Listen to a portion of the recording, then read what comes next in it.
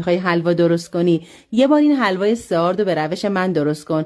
انقدر این حلوا خوش عطر و خوش بافت و لطیفه که قول میدم اگر یه بار درست کنی طرفدارش میشی.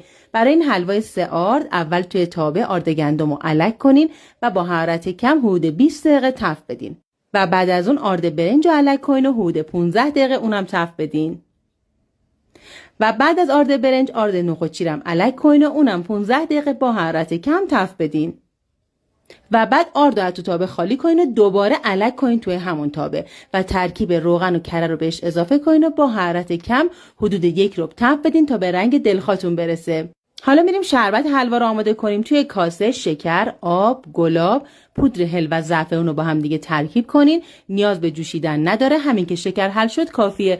وقتی که رنگ حلواتون به رنگ دلخواه رسید، طی 2 مرحله شربت رو بهش اضافه کنین. تون هم بزنین، تمام شربت رو اضافه کنین. حلوا جمع میشه، نترسین، فکر نکنین که مواد شوره، حرارت کم باشه. تون هم بزنین تا حلوا جمع بشه و به اصطلاح گهواره‌ای بشه. فوق العاده این حلوا خوش عطر و خوش بافته. حتما درستش کنین و نوش جان کنین.